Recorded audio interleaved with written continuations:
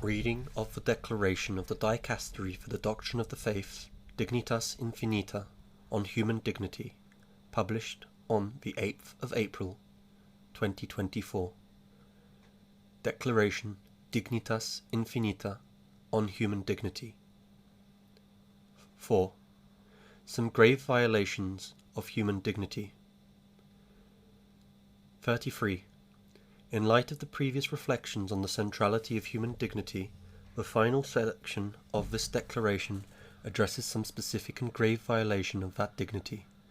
It does so in the spirit proper to the Church's magisterium, which has found full expression in the teaching of the recent pontiffs, as mentioned previously. For example, Pope Francis, on the one hand, tirelessly reminds us of the need to respect human dignity. Every human being has the right to live with dignity and to develop integrally. This fundamental right cannot be denied by any country. People have this right even if they are unproductive or were born with or developed limitations. This does not detract from their great dignity as human persons, a dignity based not on circumstances but on the intrinsic worth of their being. Unless this basic principle is upheld, there will be no future either for fraternity or for the survival of humanity. On the other hand, he never ceases to point out the concrete violations of human dignity in our time, calling us each to awaken to our responsibility and the need to engage in a concrete commitment in this regard. 34. In addressing some of the many grave violations of human dignity today, we can draw upon the teachings of the Second Vatican Council, which emphasized that all offences against life itself, such as murder, genocide, abortion, euthanasia and willful suicide, must be recognized as contrary to human dignity. Furthermore, the Council affirmed that all violations of the integrity of the human person, such as mutilation, physical and mental torture, undue psychological pressures, also infringe upon our dignity. Finally, it denounced all offences against human dignity, such as subhuman living conditions, arbitrary imprisonment, deportation, slavery, prostitution, the selling of women and children, degrading working conditions where individuals are treated as mere tools for profit, rather than free and responsible persons. Here one should also mention the death penalty, for this also violates the inalienable dignity of every person, regardless of the circumstances. In this regard, we must recognize that firm rejection of the death penalty shows to what extent it is possible to recognize the inalienable dignity of every human being and to accept that he or she has a place in this universe. If I do not deny that dignity to the worst of criminals, I will not deny it to anyone. I will give everyone the possibility of sharing this planet with me, despite all our differences. It is also fitting to reaffirm the dignity of those who are incarcerated, who often must live in undignified conditions. Finally, it should be stated that, even if someone has been guilty of serious crimes, the practice of torture completely contradicts the dignity that is proper to every human being. 35. While not claiming to be exhaustive, the following paragraphs draw attention to some grave violations of human dignity that are particularly relevant. The drama of poverty. 36. One of the phenomena that contributes significantly to denying the dignity of so many human beings is extreme poverty, linked as it is to the unequal distribution of wealth. As Pope St. John Paul II emphasized, one of the greatest injustices in the contemporary world consists precisely in this, that the ones who possess much are relatively few, and those who possess almost nothing are many. It is the injustice of the poor distribution of the goods and services originally intended for all. Moreover, it would be misleading to make a cursory distinction between rich and poor countries, for Benedict XVI recognized that the world's wealth is growing in absolute terms, but inequalities are on the increase. In rich countries, new sectors of society are succumbing to poverty, and new forms of poverty are emerging. In poorer areas, some groups enjoy a sort of super-development of a wasteful and consumerist kind, which forms an unacceptable contrast with the ongoing situations of dehumanizing deprivation. The scandal of glaring inequalities continues, where the dignity of the poor is doubly denied because of the lack of resources available to meet their basic needs, and the indifference shown toward them by their neighbours. 37.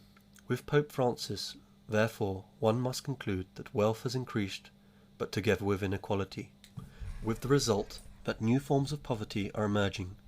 The claim that the modern world has reduced poverty is made by measuring poverty with criteria from the past that do not correspond to present-day realities.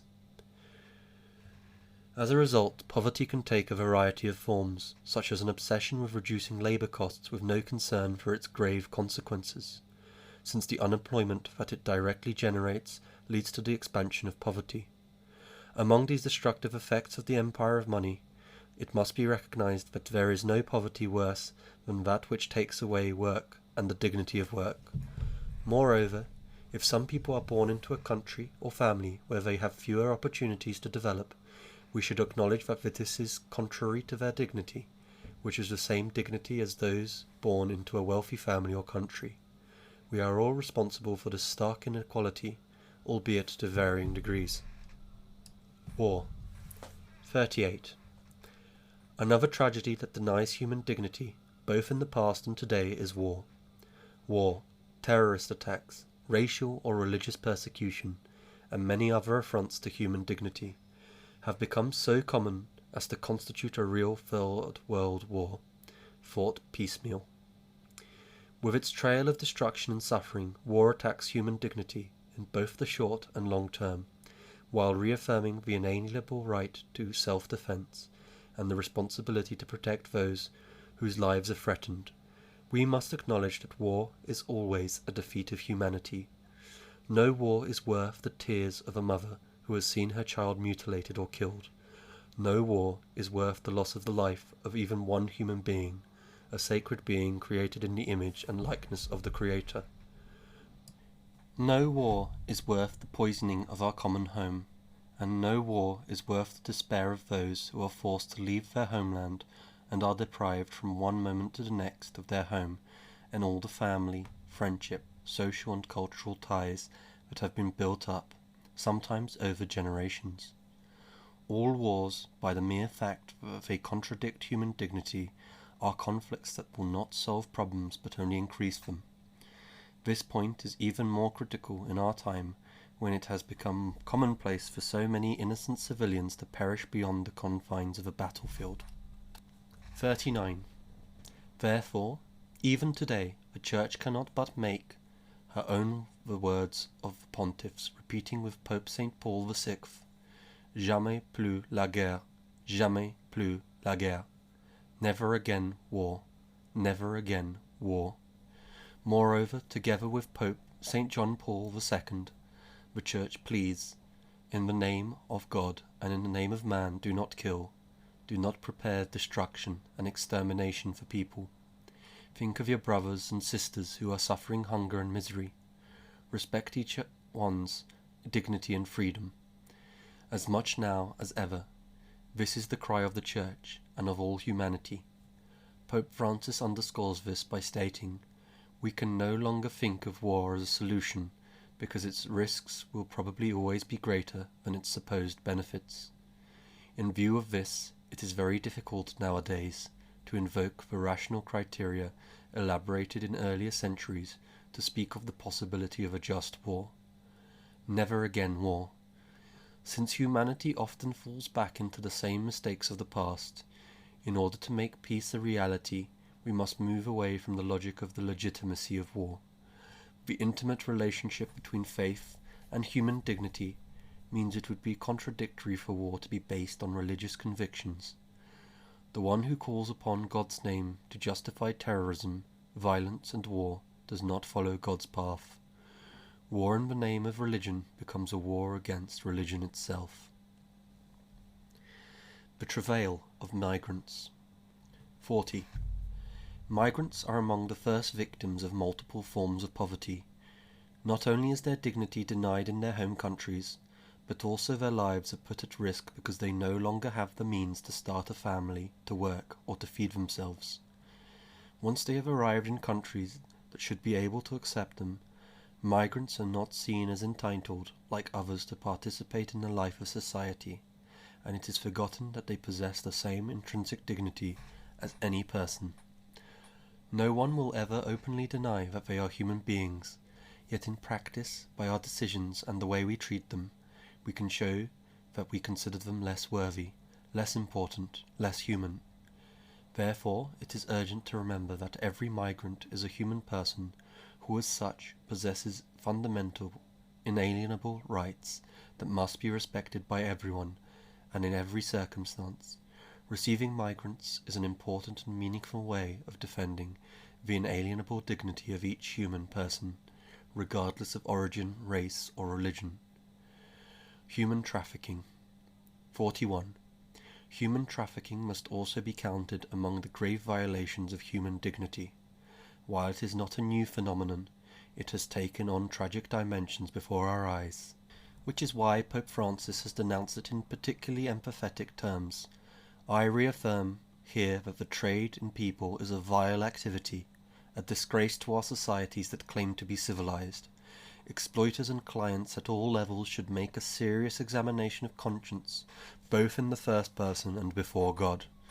Today the Church is renewing her urgent appeal that the dignity and centrality of every individual always be safeguarded, with respect for fundamental rights, as her social teaching emphasizes. She asks that these rights really be extended for millions of men and women on every continent, wherever they are not recognized. In a world in which a lot is said about rights, how often is human dignity actually trampled upon?